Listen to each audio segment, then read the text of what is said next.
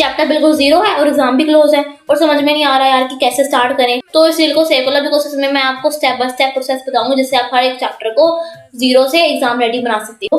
सबसे पहले चैप्टर को डायरेक्टली रट्टा मारना शुरू कर दो। पहले जो है पूरे चैप्टर का ओवरव्यू समझो कि चैप्टर में हो क्या रहा है।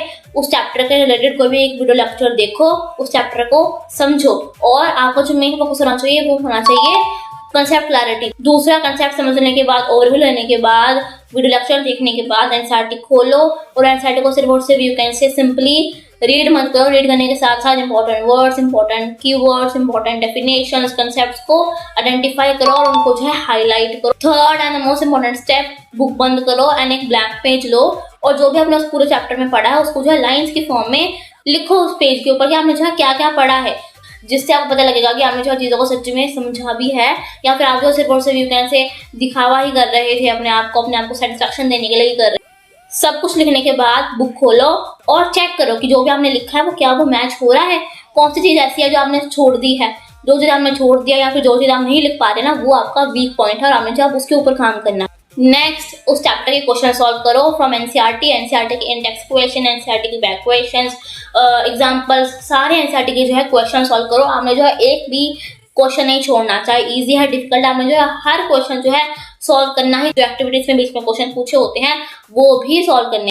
नेक्स्ट, एनसीईआरटी के क्वेश्चन करने के बाद उस चैप्टर के प्रीवियस ईयर क्वेश्चन करो फ्रॉम selfstudy.com वेबसाइट। वहां पर आपको हर एक चैप्टर के पीवाईक्यूज मिल जाएंगे according to CBSE marking scheme. PYQs करने से आपको पता लगता है कि कौन सा टॉपिक जो है वो इंपॉर्टेंट है, कौन सा टॉपिक यानी कि जो प्रोबेबिलिटी है वो ज्यादा है, कौन सा चैप्टर इंपॉर्टेंट है, आपको जो सबके बारे में पता लगता है बाय सॉल्विंग पीवाईक्यू। नेक्स्ट, अपनी मिस्टेक्स को एनालाइज करो। बहुत सारे बच्चे जो अपनी गलतियों को एनालाइज नहीं करते और फिर वो दोबारा से वो गलतियां रिपीट करते हैं और उनके जो है मार्क्स नहीं आते, राइट। तो जब भी आप कोई क्वेश्चन सॉल्व कर रहे होंगे तो कुछ क्वेश्चन ऐसे होंगे जिनमें आपने कोई गलती की होगी, राइट, ठीक है। तो उस गलती को देखो कि आपने जो है किधर गलती करी है और फिर दोबारा से उस क्वेश्चन को सॉल्व करो, राइट, ठीक है। ऐसे बस रीड करके मत छोड़ो, दोबारा से वो वाला क्वेश्चन सॉल्व करो। अगर कोई सिली मिस्टेक है तो वो तो इजीली आप उसको ओवरकम कर लेते हो। अगर कोई कंसेप्चुअल एरर है तो आपको जो उस कंसेप्ट को दोबारा से करना पड़ेगा, पूरा दोबारा से समझना हो। Next, revision.